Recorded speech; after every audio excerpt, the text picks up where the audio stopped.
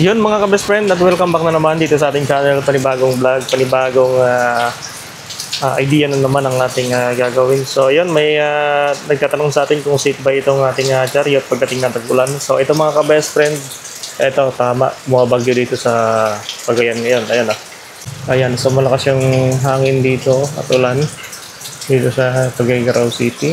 At syempre, so nagtanong na kung safe ba itong trek na to.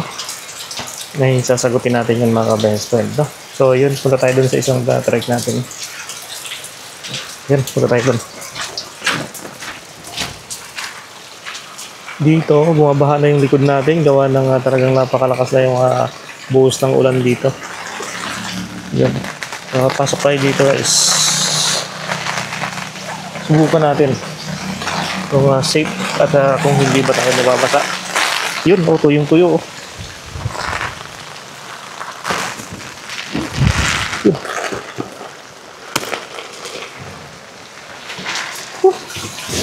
Ayun mga ka-best friend. So, sarado na lang natin to para hindi tayo dito mabasa sa loob. Naku, napakalakas ng hangin ngayon. Yung pressure ng hangin. Yan. So, ito yung sitwasyon ng ating trek pagka nasa loob tayo. Siyempre, dahil nga yung bubong natin ay talagang napaka-safe naman to. Tulad nito. Wala pong ito. Wala siyang sapin na plastic o pero hindi po yan nababasa tuwing lumakas yung ulan. So safe na safe tayo dito guys, no? Kahit lumakas man yung ulan at hangin, ay safe pa rin tayo dito sa loob gawa ng Nakamaroyama itong ating trike. So subukan natin dito matulog o humiga mga best friend. So may nagtanong din sa atin yan kung kaya bang makahiga ang tao dito sa loob. So kayang-kaya po yan mga ka-best friend. Ito naman, meron tayo ditong itong lock na pwede natin tanggalin para maibaba natin tong nasa gitna. Yan, para hindi tayo pasukin ng lamok at kung anumang mga insekto. Kasi pagka sinirado natin, kulob na kulob talaga to guys. Walang hangin. Kasi talagang masasirado to sa loob. Pero safe ka naman pagka sinarado natin yan. Ayan. So, ito yung ating upuan. Ang diskarte dito para makahiga dito tayo dito. Huwag ganito guys huwag kayong hihiga dito ng nakaganito lang siya. So, ang diskarte dyan, ito. Sasabihin ko na sa inyo. Para at least may idea kayo. Para kung matutulog kayo dito sa trike nyo ay mas madali na mga ka-best friend. Okay. So, lock muna natin tong nasa gitna natin kasi medyo lumalakas na yung hangin. So, pagka lumalakas yung hangin, sarado natin to guys, itong nasa gitna. May zipper lang yan dito. Yan. Ito yung zipper niya. Down lang natin to para hindi tayo mapasok ng ng tubig. So, down lang natin to guys. Marami kasing nagtatanong sa akin tungkol dito sa pagpagawa ko nitong tolda nito kasi maraming nagkaka-interest ng ganitong klaseng tolda mga ka-best friend. At yun ang technique dito na gagawin natin, ito guys, abangan niyo guys ito mga ka-best friend, tatanggalin natin tong upuan. Madali naman tanggalin to detachable naman to. So tanggalin natin to, then down lang natin. Ayan yan. So, baba lang natin dito yung upuan. At pwede na tayong humiga dyan. So, dalawang upuan tatanggalin natin din. Pagtabihin natin. Okay. So, next, ang upuan na tatanggalin natin, itong sa kabilang side. So, medyo hirap. Yan yung camera natin. Wait lang guys, no? Wala tayong cameraman. So, yung isang upuan, tatanggalin din natin to. Yan, ito, tatanggalin din natin. Yan, down natin. Yun, napakadali lang. Yan, pagdidikitin lang natin yan mga ka-best friend. Yun diba? Pag napagdikit na natin yan, ay pwede na tayo humiga dyan mga ka-best friend.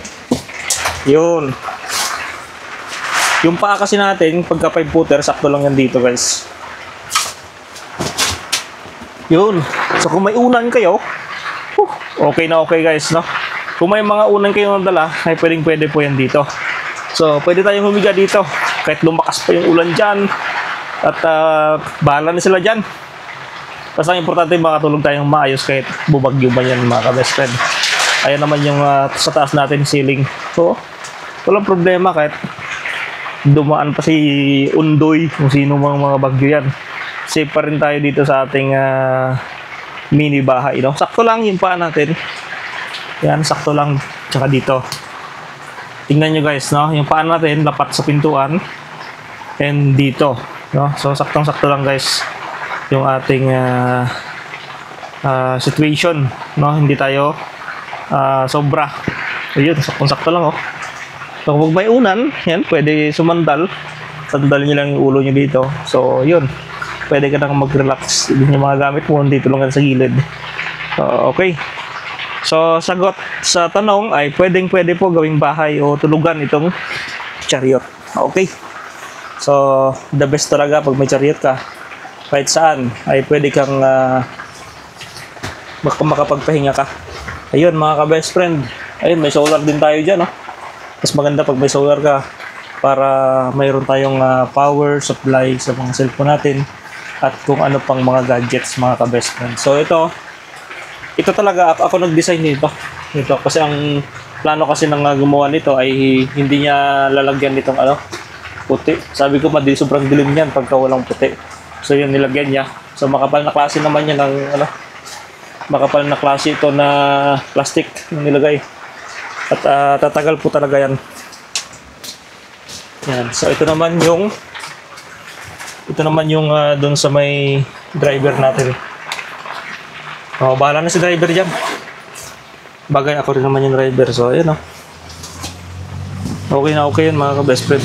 Walang problema yan. Talagang napaka luwag diyan. Ayun. So sana may natutunan kayo. At kung gusto nyong mag-camping, ito ang mas the best na kunin ninyo. Rosy Chariot para ka na rin may bahay dito mga ka-best friend. So ito rin naman kasi ginagamit ng ibang mahilig bang camping. Rosy Chariot. Kahit saan, kahit kailan talaga matatag. At may panglaban. Gawa ng meron siyang low gear. Kompleto tayo dito.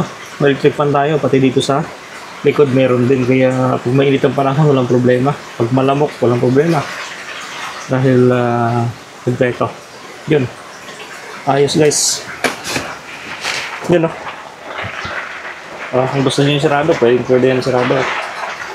Ang paggawa ko ng ganitong tulda ay nasa 5,000 pesos paggawa ko nyan. Ito yung ating fan. Yan, pag nilalamok ka or nainitan ka, malakas po ito. 12 volts po, direct yan sa ating solar.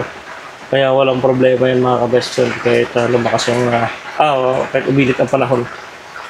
Mas lalong uminit ang panahon, mas lalong lumalakas yan dahil kumakarga doon sa ating charger controller battery. Papunta dito sa ating fan, no? Ayun mga ka-best friend. At hanggang dito na lang yung ating vlog at meron kayong natutunan sa ating vlog ngayon. So dito pala sa Cagayan ngayon, nagbabagyo dito, kaya kung mapansin nyo talagang malakas yung ulan dito. Papakita ko sa inyo mga best friend. Yan, lakas ng ulan dito. Bumabaha na dito sa tapat namin. Yan, so yan. Paggawa rin kayo nitong side cover para hindi kayo babawasan ng ulan pag nagbabiyahe kayo. Malaking tulong to itong side cover.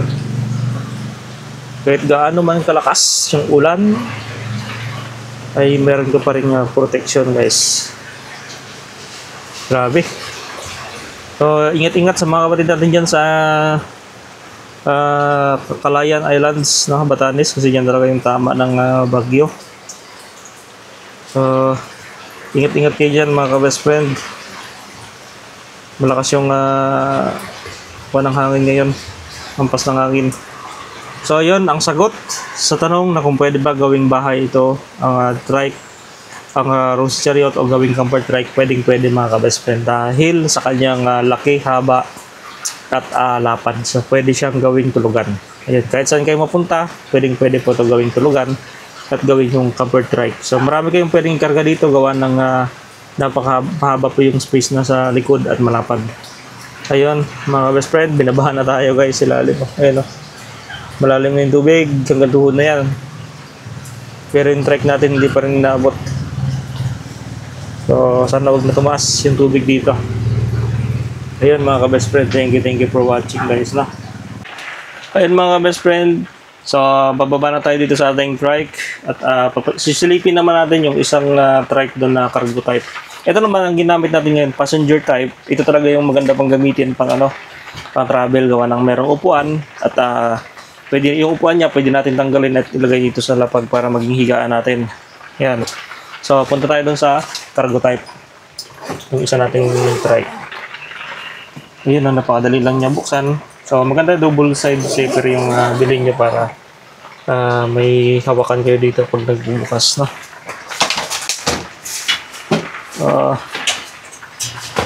Kita ko sa inyo yung ating cargo type.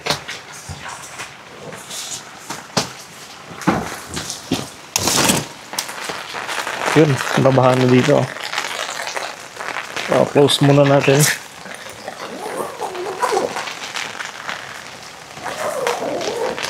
Yan.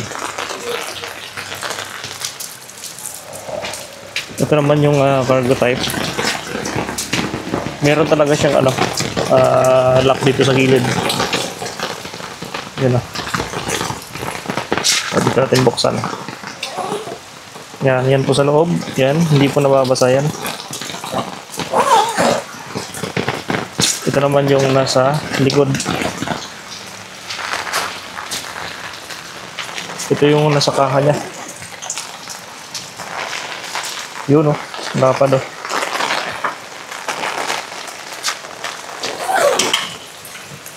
So tuyong-tuyo din dun mga ka-best friend, hindi nababasa yung loob niya. Itong trike na pa. So safe na safe din yan pag dyan ka matulog sa loob. Yun.